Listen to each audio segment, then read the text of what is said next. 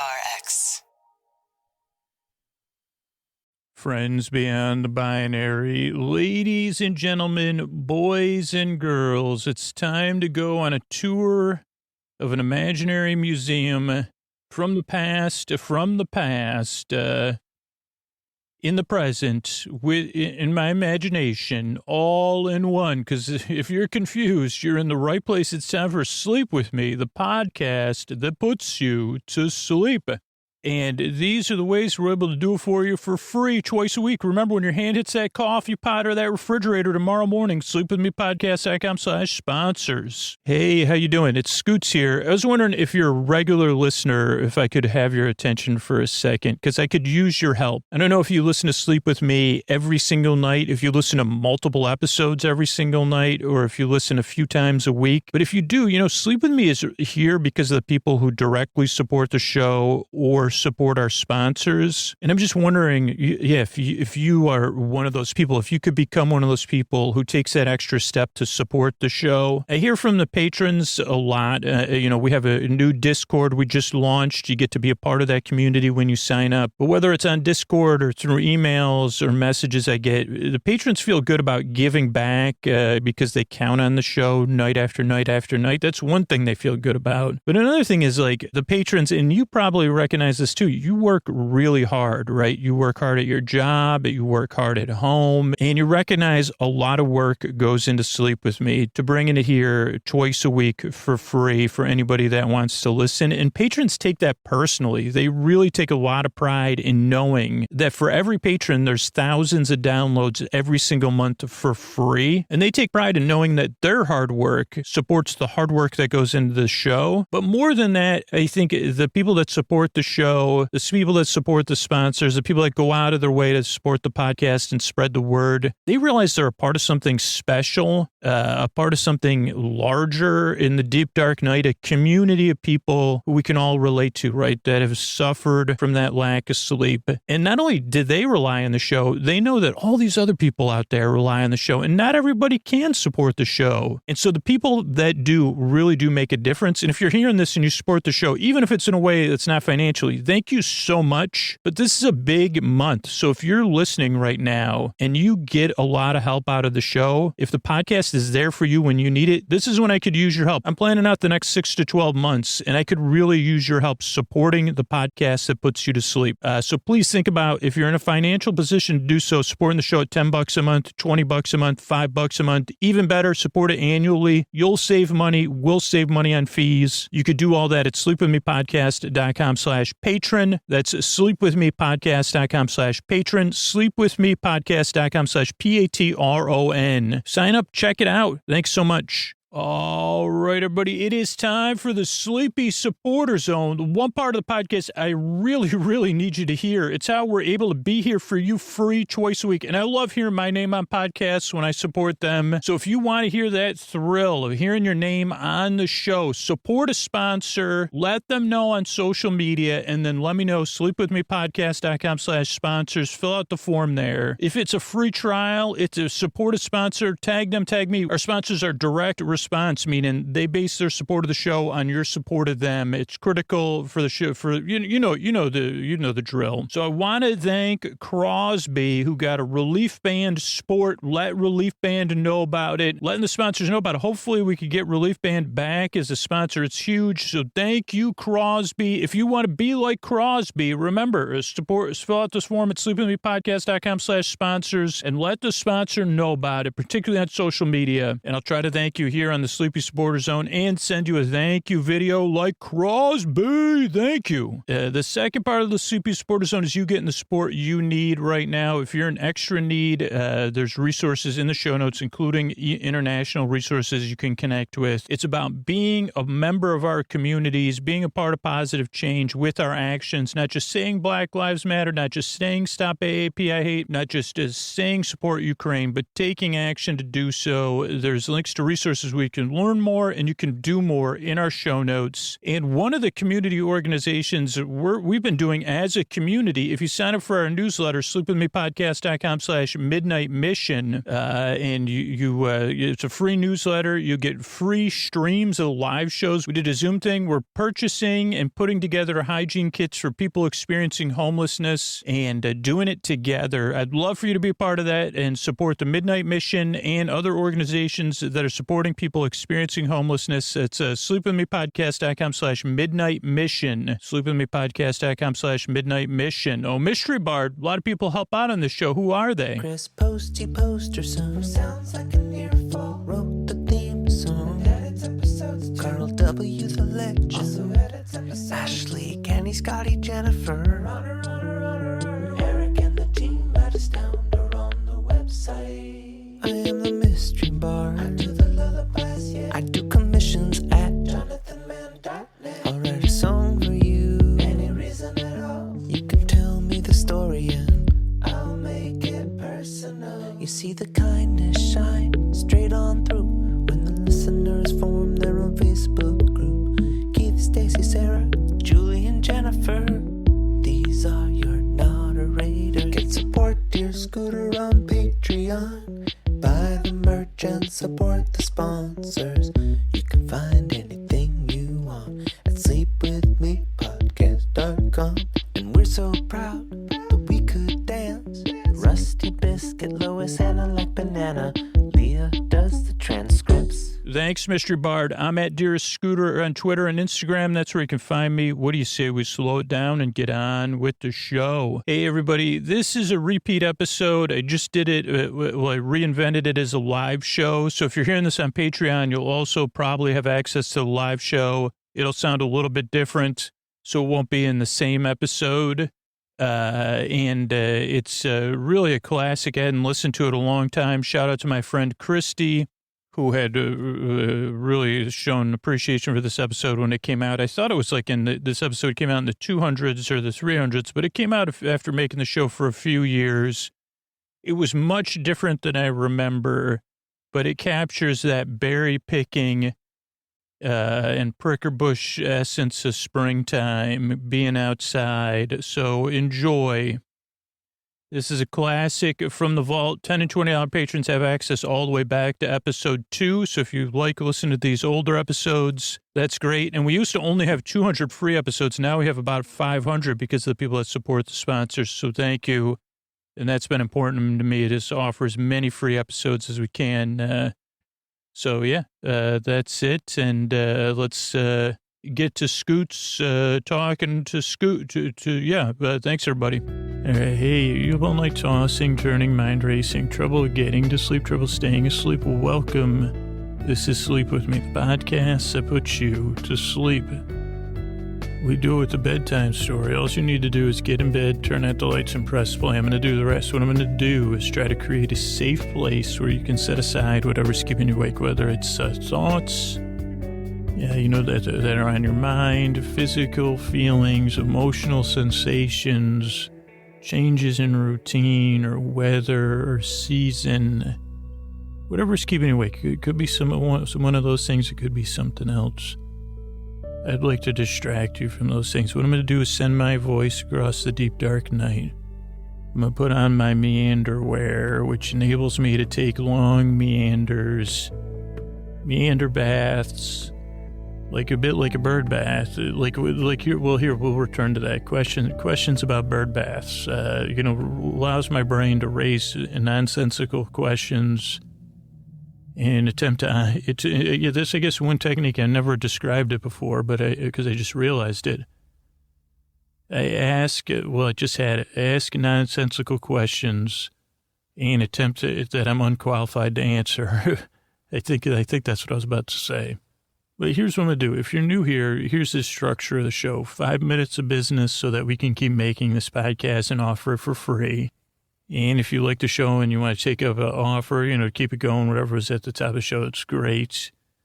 Then we have an intro that's usually about 12 minutes long. That's what we just started. And it'll be like an attempted metaphor to describe how the podcast works. Also an attempt to make you feel welcome because I'm glad you're here. And to put, if you're skeptical, this has a dual thing. It makes you more skeptical and also puts your skepticism at ease. And, then we'll have the story portion of that episode tonight. It'll be like a kind of made up story. Well, made up imaginary museum visits. But this podcast is a little bit ridiculous. It's a little bit off kilter and strange, but all in fun to kind of take your mind off stuff, bring some lightness to bedtime, and help ease you into bed. Maybe to start looking forward to bedtime. I don't know, whatever I can do to help, I guess is what I try to say. And there's definitely no rules with this podcast. Now, you don't really need to listen. You could start listening, and ideally I'll distract you, and you'll be listening to me, but then at some point I'll lose your attention along the way as we cross over, or I hold your hand or walk as your companion across that threshold from wake to sleep. So even though it's a podcast, you barely have to listen to me, but at the same time, you're under no pressure to fall asleep because I'll be here for an hour to keep you company because I'm your boyfriend. And all that means is I'm trying to fill in that role, that a lot of us used to have, where you talk to somebody on the phone, or you talk to your roommate, or your sibling, or your partner, and they kind of chitter-chatter until you drift off, or until they drift off. And, somebody keep you company, because I've been there, tossing and turning, staring at the ceiling, in agony sometimes. And I know how it feels, and I know you deserve a good night's sleep. Everybody does. And sometimes it doesn't come easy, and it's weird that you can't force it, and the harder you try. So this is kind of just to take the pressure off. So what was the thing I got distracted about? I already forgot what it was, really. Oh, bird baths. Let's see if I can make a metaphor out of bird baths in the next 6 minutes about the podcast. Bird baths. I know there still are bird baths. I don't know if there's any anthropologists or economists listening, but when was peak bird bath? Like, what year did bird bath? I mean, I guess like with the expanding and the globalization of our economy, bird baths are probably selling numbers-wise better than ever. But what was like the highest proportion of bird bath adoption? I mean, I'll make a gross assumption and say it was post WW2, but that's just a guess. But so just in case anybody doesn't know what a bird bath is, usually a bird bath is it looks like a big saucer on a pillar, and there's water in there, with ostensibly so a bird can come in there and take a bath, kind of like a fountain. But it doesn't have moving water. So in a perfect world, a bird bath is like where someone gives it attention and they drain the water and they replenish it, and where there's a colony of birds that like to bathe. Because that's when a bird bath is at its best, is when birds are bathing in there, which brings up the next question is, are they bathing or are they just playing around? And then are those what age birds are those? They say, well, don't go in that bird bath if you're just going to go in there and play around. I want you clean. They say, well, I thought you said our natural oils protected us from the rain, Mom. Well, exactly. So don't go in that bird bath and be messing around and ruining the natural oils because, but I like that bird bath. It just feels, it's so fun. And actually, I think I'm getting clean because otherwise we just do it in the dirt, the same thing. And I don't know if that kind of conundrum comes up for you at bedtime, but for me it does. Like my brain can be like that parental bird. This is, what do you do? You're going to get in the bird bath and just play around in there? Well, that's a bad idea. Well, why is it bad? It's a bird bath. I'm a bird. It's a bath. I know technically it's not a bird. Yeah, they say it's not a bird play. It's a bird bath. And our type of bird, finches don't bathe. I hate to tell you, Junior, but finches, we don't bathe. Whatever those other ones are, maybe they bathe. Stellar jays. Ugh. Mom, I thought we would always say nice things about stellar jays. Well, anyway, and that's my bird mom, and my aunt. I have different brain parts like that. They said, well, I'm just going to get in the bird. Well, that's not a good idea because that's at a human house. Yeah, the humans put the bird bath there because they like birds. And you say, oh, no, you don't know. You really don't know anything. You're just a childlike bird. Yeah, exactly. I'm just a bird kid. I just want to get in that bird bath and, I just like flapping my wings. It feels so good. Maybe you could come in the bird bath. Oh, no, I'm not getting in the bird bath, and neither are you. Well, yeah, I am. I just want to get in that bird bath, flick my feet. My friends are going to be there, too. I say, oh, you need friends now, too. You're going to go in the bird bath. So I don't know if that comes up for anybody else at bedtime about anything. But it does for me when I can't sleep and when and during the day and in the morning. And it can be hard to get out of that mode to say, well, I'm just going to get it like if there was like a well-adjusted Finch. Like, is that David Finch? It's David Fincher, right? And I guess they wouldn't, they say, hey, let the birds get in there and splash. It's nice. Sometimes it's nice to splash in a bird bath and look at the family inside. They're looking out at the bird bath. They're smiling, watching the birds, have you ever seen a bird smile? We don't smile. We're finches. And you say, no, we do smile. We just have to get in. Usually, and then, it's really hard to talk that part of you. Say, I bet you if you get in the bird bath, you'll smile. And then I guess the moral of the story would be, it could be I guess sometimes at bedtime it feels like you can't do that. Just get in the bird bath just let's do it. And then the bird gets in the bath and it smiles. But at bedtime, it can just feel like the other side, where it's just this constant rigmarole. And it's hard to just take a breath and say, hey, can you just leave me alone? I don't even want to talk about the bird bath. I'd just like to go to sleep. I'm tired.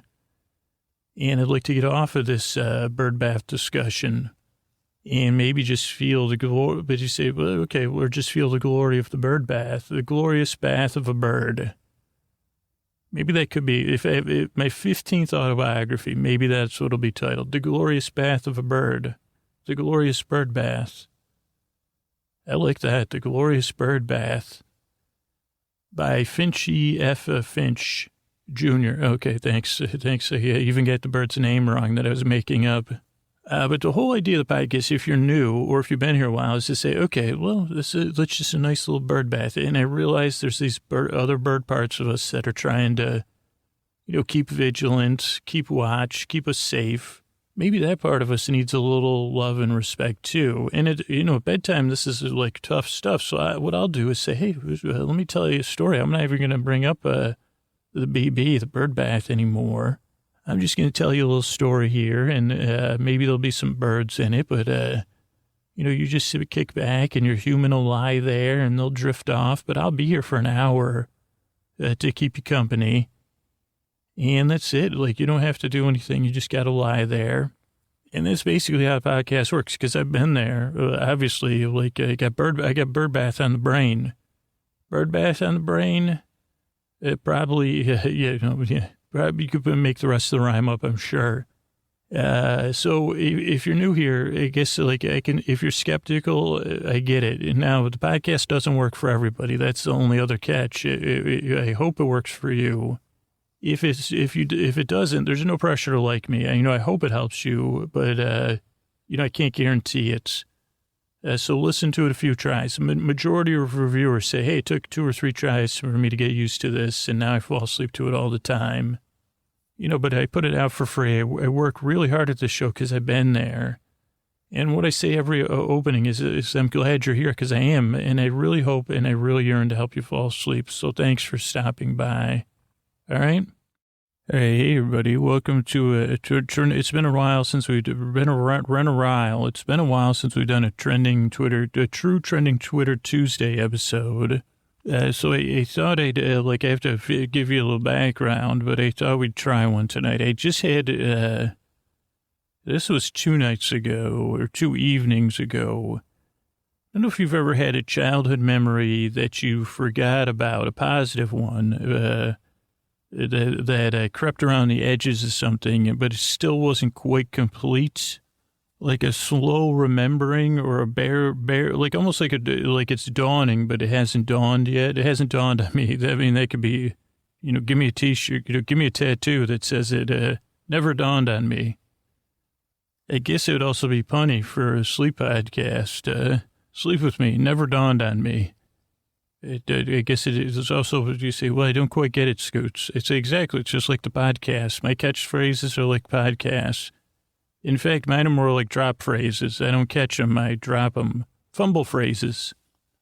But so anyway, so let's see. Let me give you the whole details. Let's slow it down, Scoots. You can't misremember everything at once.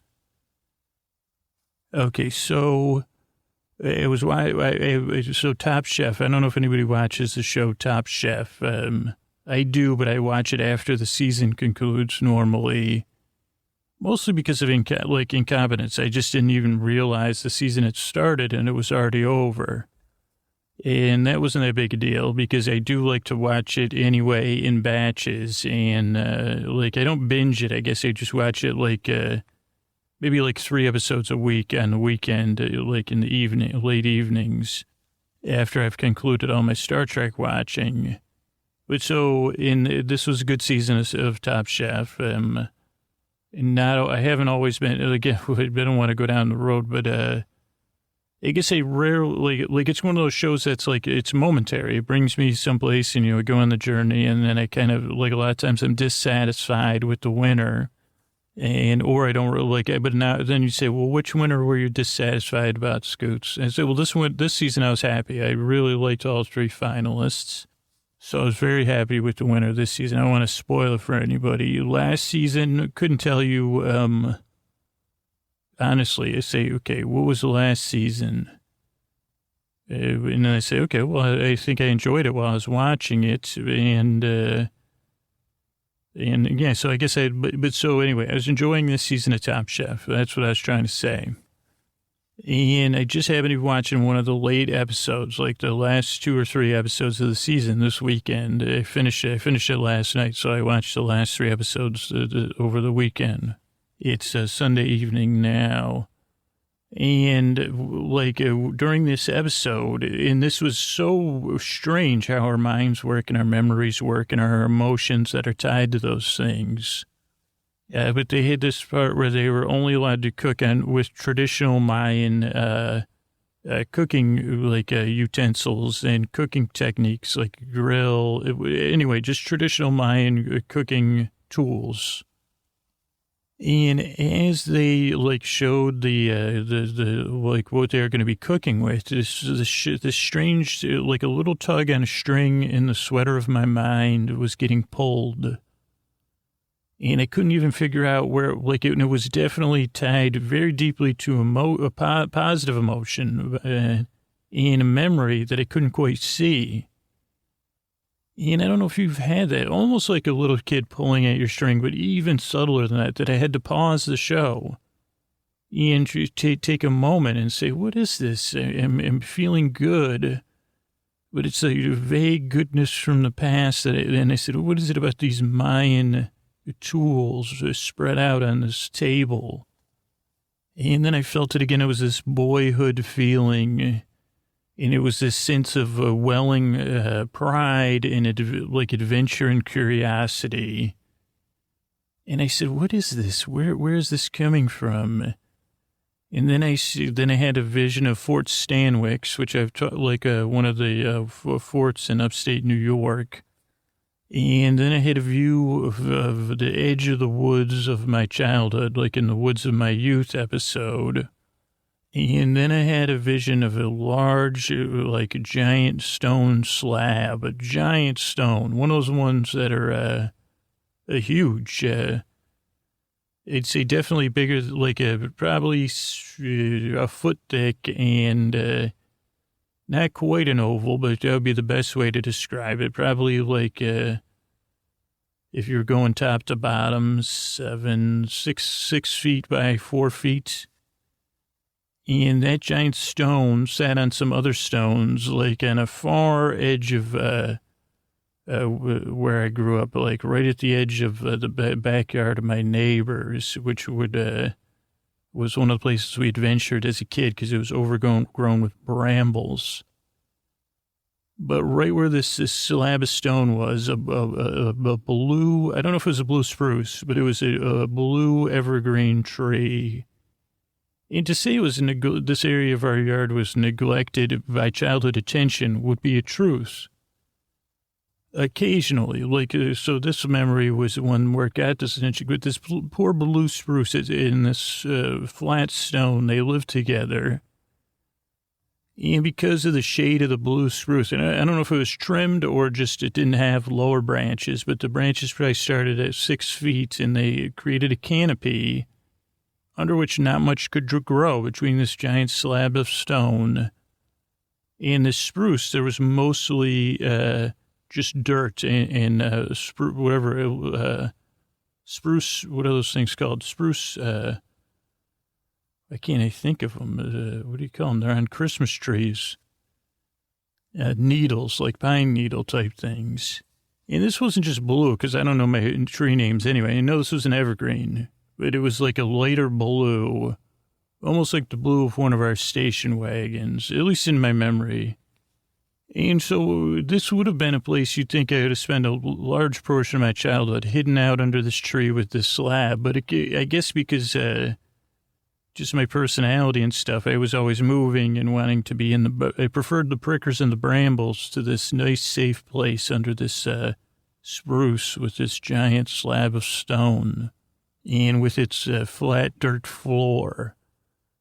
But occasionally we would go there and we would do things. And occasionally I guess I would go there and play alone. And when I was watching The Top Chef, this was what was tugging at me. This was the place that was tugging at me. And then I started to see it. I started to see a young boy, me, baby Scoots. It wasn't a baby, though. I don't know what age I was. It could have been anywhere from first grade to sixth grade, probably in the first to fourth grade range. And I must have recently been on a class trip to a museum, because what I did under that spruce tree with this giant slab was I went into the woods exploring. And I went around our yard exploring and probably dug through the garage exploring to create my own museum. And I don't know if it was a fictional museum because it was, anyway, let's get back to the emotional memory part of it. As I was watching Top Chef, this was what was tugging at me. This boyish feeling of pride, this boyish feeling of the endless realm of imagination, this idea of finding objects and giving them meaning and putting them on display, and then also this associative positive memory with whatever positive experience I'd recently had at a museum with probably a great docent who, of course, I remember the stone slab. I don't remember the docent. The idea that, that this was special, these objects were special, and they had these stories behind them. And I guess I got the idea of factual, because it was play. It was pure play. The idea of the factual museum with the real museum. And that I could kind of create a history and put it on display. And I guess, like I said, when I was watching it and when I was picking at this meaning and trying to see it, there's not a lot I remember of it other than that feeling. That stone slab, that blue spruce tree, and open possibilities, but also a sense of, and this is a memory I don't have this was a pure positive memory. I just have welling pride. I don't even know what the pride and fun and that pure, breathless joy, and yes, because it's a memory. But there is a pure, breathless joy in there, too. And I'd like to take you there. I'd like to take you to my museum under the spruce tree. Tonight it will be a trending Twitter Tuesday. Hello, welcome to the Spruce Museum. Do you have your tickets? Oh, you don't have any ticket. Well, my assistant is gone missing. Excuse me. I'm Professor Pineworth. I run the museum here, the Spruce Museum, and Well, let's see.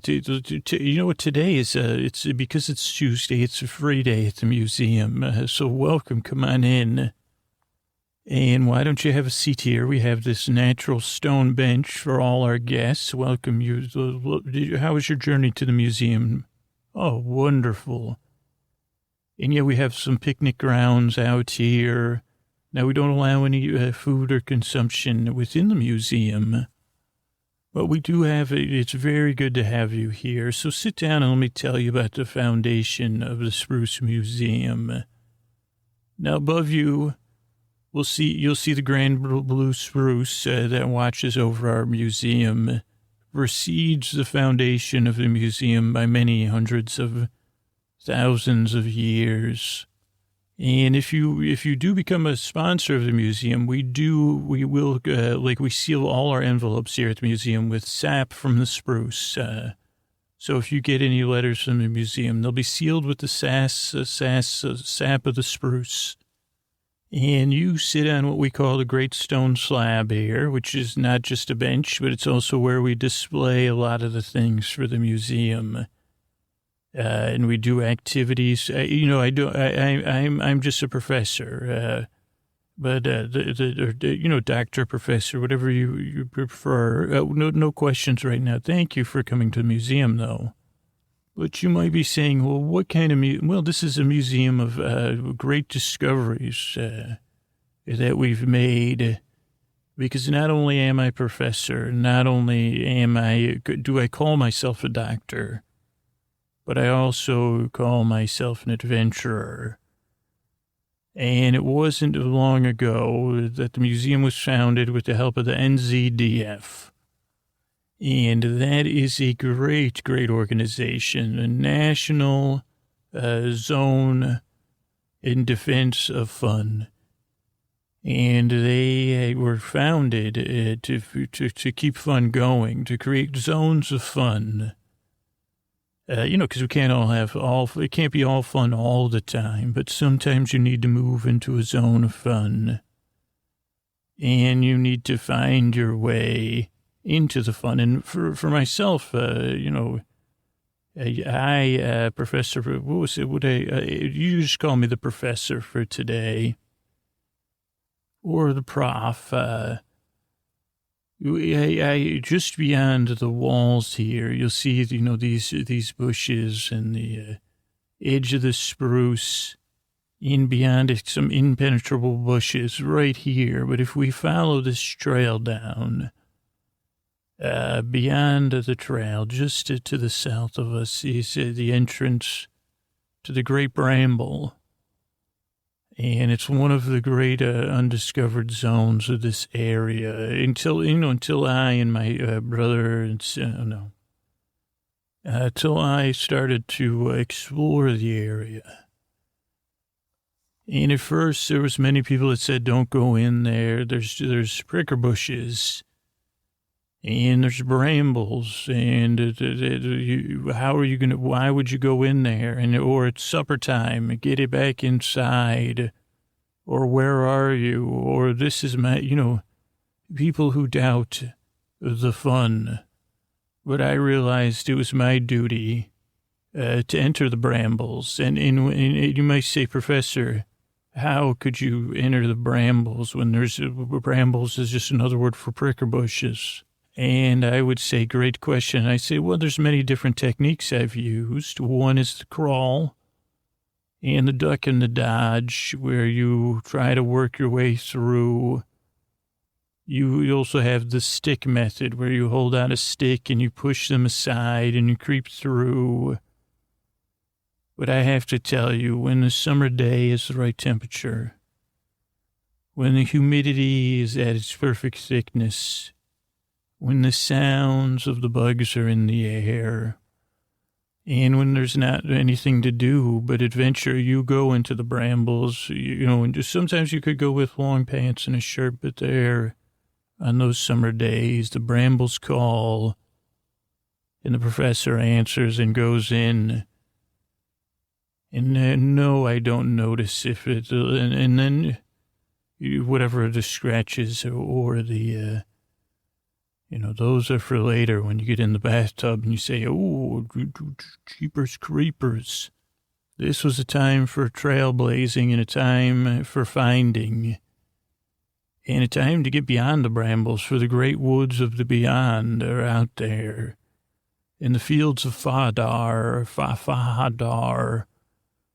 and the rolling Otis hills, and the great rock wall of mystery, so many things. And the professor entered there, and the professor came back, and now you say, Professor, what do you have to show us from your journeys? I'd say that is a good question. And if you'll step over to our first exhibit here, sitting on this rock, you say, what is that? Is that covered in dirt? And you say, yes, come in closer, gather around, pull up a seat on the dirt here. For this is an object from deep in the brambles. And you could just look at the corner of that. You can see it's covered in dirt and covered in rust, but that one sliver of shine there, brassy tint, caught my eye. And I'll be honest, this wasn't what I was looking for when I was adventuring in the brambles. I was looking for more, like spy stuff or, Indiana Jones level things. But I said, what is this shining? And then my way was blocked by much more than brambles, but, double thick, the ones, the pricker bushes that get really thick. And and then I saw it deep within some. And so I had to go fetch a blanket from my bunkmate's bed and then sneak out of the boarding house with it and then throw it over the thickest of the brambles, then walk on the brambles to get them down. And still I had to lean forward while the brambles were almost pushing my weight up.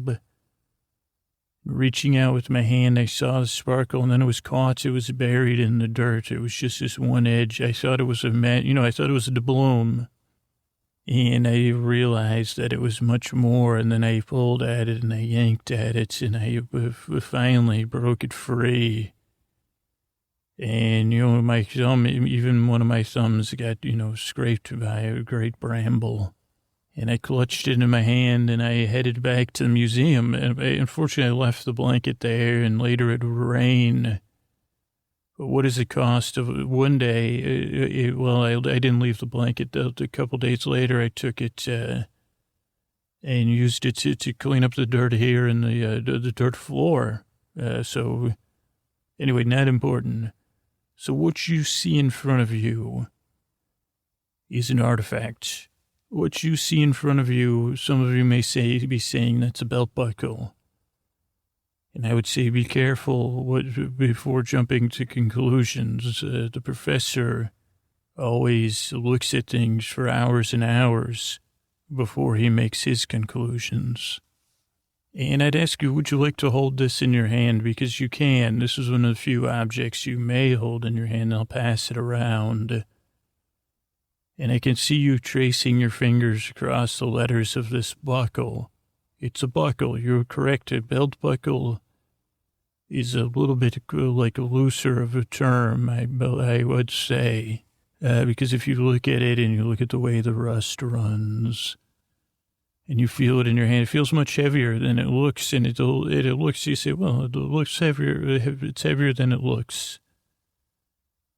Why is that? Because it's meant to hold something not around the waist, but around the shoulders. And as you trace your fingers across what it says the Bachelor NZ. The Bachelor NZ. And for a while, the professor faced this mystery. The heft, the weight, the rust, the dirt. Why would a buckle? At first, even I was said, is this a belt buckle?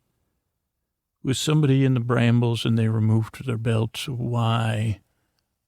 At first, it wouldn't make any sense. They say, well, maybe their belt got caught on the brambles. And they said, well, I'll leave my belt behind. And you say, well, it's possible.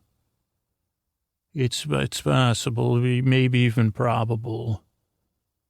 But if you had a buckle that declared that you were the Bachelor NZ, and NZ stands for Nationalist Zeal, why would you leave it in a bramble bush? Did you forget it? Did you just leave it? So I thought long and hard.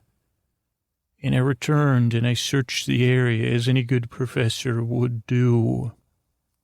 And I looked up and down and I said, well, maybe we're not just uncovering artifacts, we're uncovering a story. And I looked for a leather belt, I looked for a cloth belt, and I found none. But I said, the Bachelor NZ. And I was on the path. And I headed somewhere in the brambles you rarely go, which is to the edge, where the brambles come against another place, another property where people trim brambles. And the brambles change to another kind of bush, where once you break through the brambles, you're free. You're in somebody's other non-adventuring zone, we call it. Where they say, get out of my yard. But on the edge there, I began to search and suspect that I would find something, and find something I did. And it'd be, here, come and join me. And you'd say, what is this? Is this a piece of cardboard tube? I'd say, no, it's hiding a dramatic reveal of this bottle, which I discovered on the edge of the great bramble. And you'd say, what is that? Is that a dragon bottle? And I would say, it is a dragon warrior bottle. And I would say, it isn't just any dragon warrior bottle. It was a dragon warrior bottle from long, long ago. From long, long ago, this started to make sense, because not only does it say that, but if you look on the bottom, now be careful as you handle that bottle. And yes, you say, why didn't you we don't clean off the dirt here at the Spruce Museum. We leave it on, for even the dirt tells a story of the passing of time, of the pouring of rain. It's like our own form of carbon dating. But you'd see on the bottom of the bottle the letters NRL.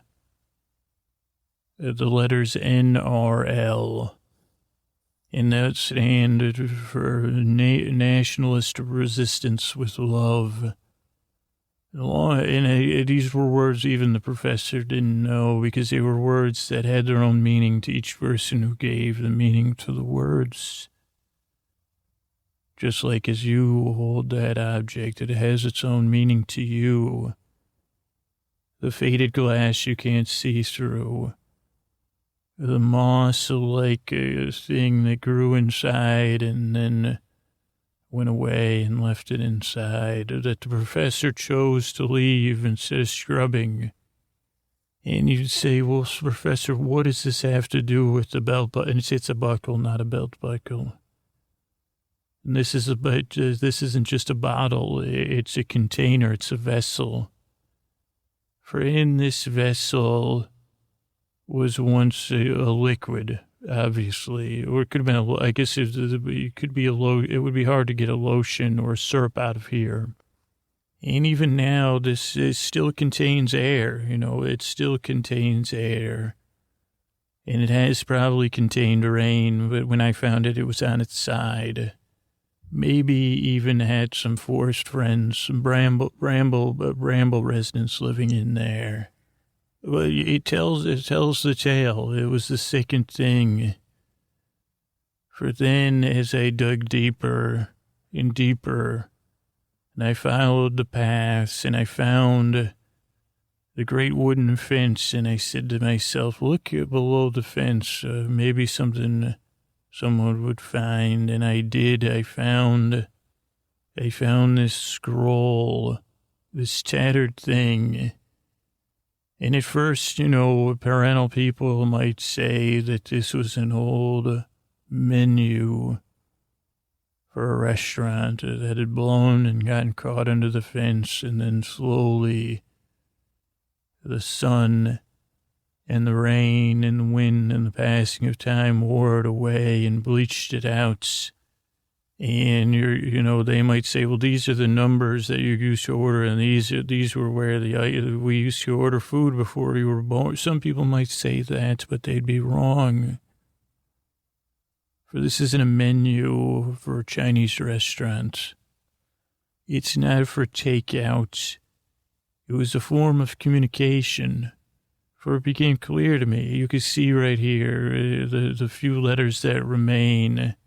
It says W-E-L, all caps. What kind of food is that? And then V-N-E-W. And you say, well, no, because this one says, and I'd say, well, that maybe says chicken. But this was a form of secret communication during a struggle that happened in the Great Bramble long ago. Why else would we have a bottle for dragon warriors and a belt for a bachelor and Z? Because the Brambles was a field of like conflict, I guess I'd have to say. A conflict that played out so long ago. Only the echoes remain to be discovered by someone like myself and to be shared with all of you here at the Spruce Museum at the behest of, in the name of having fun. It was a tale long ago that I had to uncover piece by piece of the W-E-L-V-N-E-W. And that was the welcomers versus the news. Any new, not news like a newspaper, but the welcomers versus the new people. And the new people had come to the Great Bramble on the backs of dragons. And the residents of the Great Bramble at that time, because of circumstances that carry beyond to another day at another museum, they were mostly single men, and they were waiting in the Great Bramble. I think to be part of their, belief system for the delivery of the stuff they thought they deserved. And when they saw these dragons coming, carrying these new people they didn't like it. They said, well, these new people are coming to take the stuff that we're going to get one day. We don't want them here. And they said, well, these must be dragon warriors. And they were, but they weren't looking for war. That just happened to be what they were called. They just happened to be warriors, but they were also scouts. And they had heard that one day the brambles fruited and became great, prodigious makers of berries, which is true. And maybe if you spent some time in our gift shop, you could have a berry mash, which it comes on the back of a stick, which is a pretty clean stick. You could have a scoop of berry mash. And today's berry mash is sun-warmed. We have had, rain-cooled berry mash in the past, but today we have sun-warmed berry mash, available for each and every guest here at our museum. And so that was the first clue I had. And then you'll see here now I have this piece of wood. And on one side you'd say, well, this looks like the piece of a fence that has fallen off. And I'd say, well, when you turn it over, what do you see other than, some forest friends that are living on there on the bottom? And yeah, this wood's become mushy but you'd see in there a carving. And at first glance, you'd think it was carved in, and it says T.W. loves W.U. But it really says T.W.V. You notice that the heart does not, you just fill in the heart, but it's really just T.W.V. W.U. You're only filling in the heart with your imagination. Because you want the dragon warriors to love the bachelors, of course, or to enjoy the brambles together. Or so, we don't want conflict between the new people and the people that just happen to be living in the brambles for some reason. But why does it say TWVWU, even if my, fans say, no, that's just, it's TW is now married to W. And I say, no, that is not a heart. They say, look at us, it's filled in with dirt. And I say, no, you are not a professor. And no, I will not wash. These are artifacts, not dirt under my nails. I won't wash this out for dinner ever. I won't, if that is the case, this is history under my nails. Can't be cleaned away. But anyway, sorry about that. Being a professor sometimes is hard, living in a boarding house. But it says TW, the warrior, versus the warrior universal, which is strange. So these were the great champions of the Bachelor, the warrior, and the warrior universal was the great, the champion. And one day they decided that it would be easier for everybody if the two champions just met in the field of brambles. Now, unfortunately, the great myths of the world aren't familiar with the great bramble, which has no field. It is just a great bramble. And with pomp and circumstance, everyone got mixed up and forgot about that. So then everyone came to meet each other, the two great champions, and they got lost in the brambles. And the brambles can get incredibly hot, even though you're in brambles. So they spent a lot of time trying to find one another. And when they did, they met in the middle where there was kind of some room. But in between them stood a tall bramble with nothing on any side. Something that would become the central bramble. If I do write a book of history about this, the great bramble. But I'm more thinking that I watch too much Fraggle Rock, so I say, well, she would be the great bramble anyway. On the top of the central or the great bramble, let's just do it. Was this, it was waving, and it caught both the champions' attention. This that I keep in my pocket. And you'd say, what kind of music? I say, well, this is a museum object I hold close. You'll see it's a piece of lace, much like a doily or a frilly thing. Once it was white, and now it is brown and yellow. But the day it stood on the great bramble, it was flapping in the wind, and it caught the attention of both of the warriors. For the bachelors had not seen a piece of lace in thousands of years. And so their champion, the warrior, his heart leapt into his throat, and he froze. And the warrior universal also froze. For he thought of all the cartoons he had saw where great ladies of the cartoons would drop a handkerchief, and he would get a feeling deep within him that he didn't understand, even though it was a handkerchief.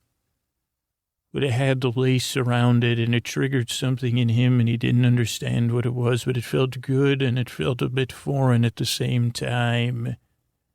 And he would watch the heroes on these training cartoons the Dragon Warriors used to watch. And he would feel something, and he felt it now as he watched the lace flapping in the wind. And they both went to reach for the lace, but it was just out of reach for this was the great bramble, the central bramble. And then the bramble rumbled. And it said, stop your fighting. And they said, well, we haven't started fighting. We're just trying to get it. But it said, stop the arguing. This is a bramble. And the bramble is both a place and a portal to the woods beyond. And the two looked at one another confused, for they didn't understand the message the great bramble was trying to get across. But at the same time, they were full of these other feelings as the lace went back and forth on the wind, just out of their cheeks. And they said, who speaks? And from somewhere within said, it is I, Adele. goddess of the brambles, goddess of the woods beyond, queen of the rain, sister of the sun. The birds sing my name. But she said, went on with a long, very, very long and descriptive. We might say Mother Nature here in the museum, depending, and there's certain things I cannot see. They say, well, this is no museum of science. This is a museum of spirits. So maybe I'm going to lose funding from the NZDF, but he says it's fun. It's not even, and they said, okay, you got us. And they said, oh, and then they fell to their knees, because they never heard a bramble. And then they said, and they never felt this way about a bramble with lace on the head of it, and they didn't know what was within the bramble, and they didn't know what was without. And I guess this is the time I might ask you to take one more leap as guests in the museum and say, were you picturing yourself there? Were you reflecting in the dragons, or the bachelors, and imagining someone just like you?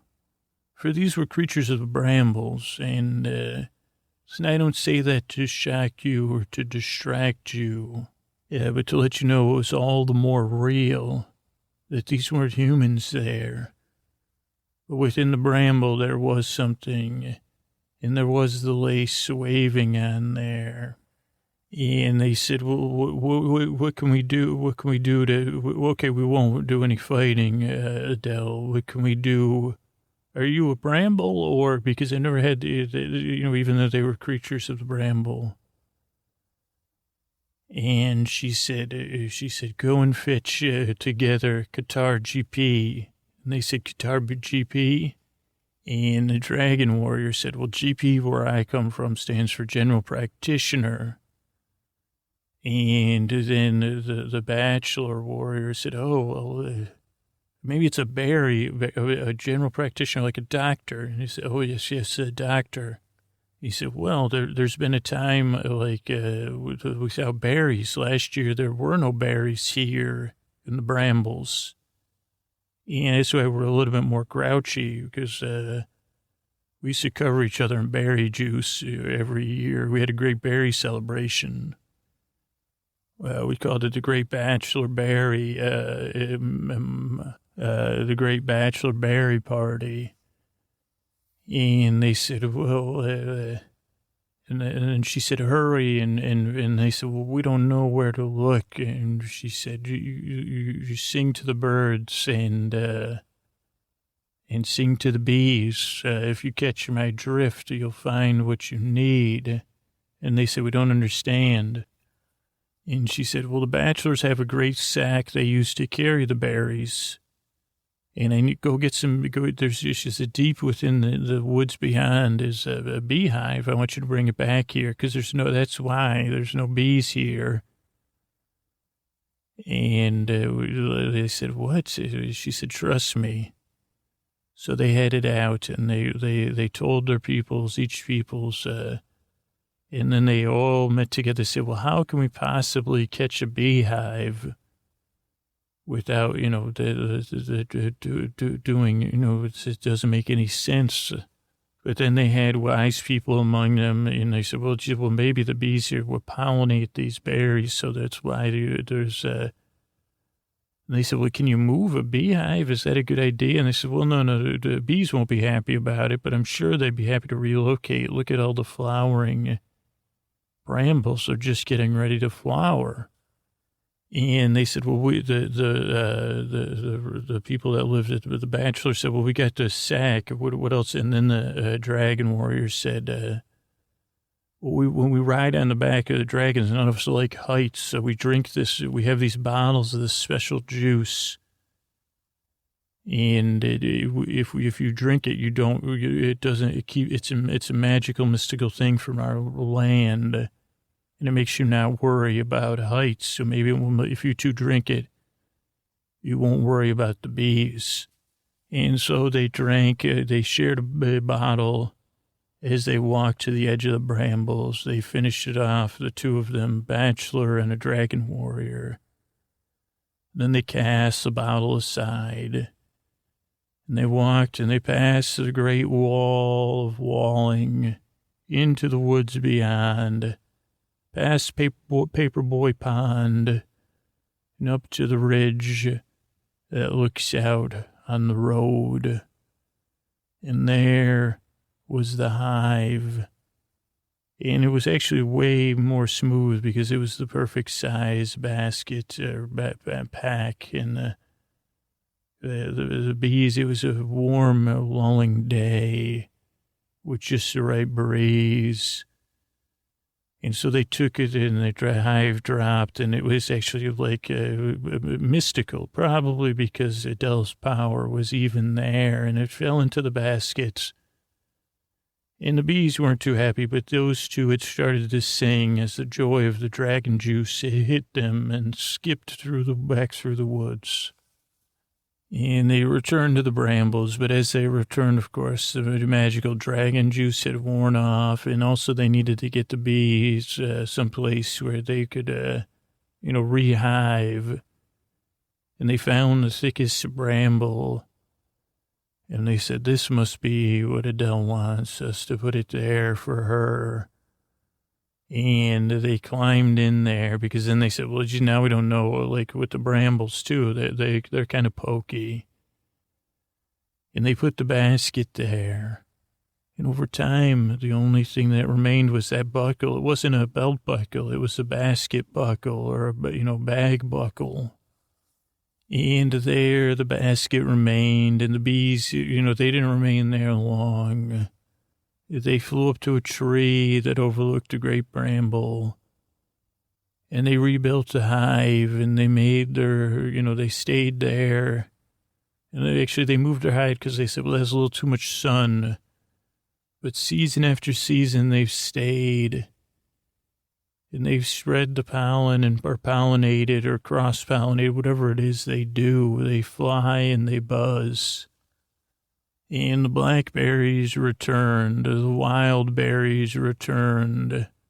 And soon the bachelors, they said, hey, could we get a ride on those dragons you flew in on? Because since we're bachelors, it's not the best idea for us to just stay here forever. And the dragon warrior said, well, you were just making a big assumption that we were males. So, by the way, let's all fly back to where we came from together and, follow the lead of Mother Nature. And they had found that there was a ton more lace. So all the dragon warriors wore headbands, and all the bachelors wore armbands of lace, and they flew across the sky, and they left the great bramble to the bees and the berries, and the thick, thick growth that came. It got thicker and thicker, until one day an adventurer came and uncovered this story bit by bit. Inch by inch, he dug into the brambles and discovered for all of you. So that's it for our museum tour. I'm glad you came to see the objects I've uncovered here. And now it's time for sun-warmed berry on a stick because of the adventuring of those peoples in the great brambles. I thank you for visiting the museum, and thank you. I hope you had fun. I can assure you that you'll have fun eating this sun-warmed berry on a stick. And thank you, and please return to the Spruce Museum another day. Good day to all of you. Thank you. Also, please put the buckle back where it goes. Thank you. Say goodbye to the great stone slab. Say goodbye to the blue spruce, and say hello to your berry on a stick. Thank you. It supports the show on PayPal. Karen, Robin, thanks and good night. Alyssa, thanks and good night. Christian, thank you and good night. Meredith, thank you and good night. Tara, thank you and good night. Erica, thanks and good night. Lorraine, thank you and good night. James, thank you and good night. Ryan, thank you and good night. Sherry, thanks and good night. Matthew, thank you and good night. Caitlin, thank you and good night. Thanks and good night to Michael. Thanks and good night to Barbara. Kara, thanks and good night. Alyssa, thanks and good night. Writer's Retreat, thank you and good night. Alphonse, thank you and good night. Beamer, thank you and good night. Megan, thank you and good night. Ashley, thank you and good night. Lisa, thank you and good night. Donna, thank you and good night. Aisha, thank you and good night. Margit, thank you and good night. And Karen, thank you and good night. And then over on Venmo, thanks to Dante, thanks to Laurie, thanks to Derek, thanks and good night to Elizabeth S. Thanks and good night to Senav, thank you. Alexis, thank you. Bill K, the king of Venmo, thanks and good night. Mandy, thanks and good night. And Alexis, thanks and good night. And then over on YouTube, Rant, thanks and good night. Hayden, thanks and good night. Red Riding Hood, thanks and good night. Leanne, thanks and good night. Shannon, thanks and good night. Tiana, thank you and good night. Evie, thank you and good night. The Last Match, thanks and good night. Mark, thanks and good night. Nikki, thanks and good night. Memes, thanks and good night. Bingo. Alyssa, thanks and good night. Sean, thanks and good night. Gab, thanks and good night. Abigail, thanks and good night. Jenny G, thanks and good night. ZU, thank you and good night. Big G, thanks and good night. Tempest, thanks and good night. Derek, Joey's, thank you. Superfly, thank you. Sleepy, thank you. Trayvon, thanks. Eric, thank you. Kelly, thanks and good night. Jay, thanks and good night. Gail, thank you and good night. Evie, thanks and good night. Chocolate, thanks and good night. Raul, thanks and good night. Crystal, thanks and good night. Derek, thanks. Kyle, thank you. Renee, thank you. Nico, thanks. Justine, thank you. Arwen, thanks. And Farrell, thank you and good night. Thanks and good night, everybody.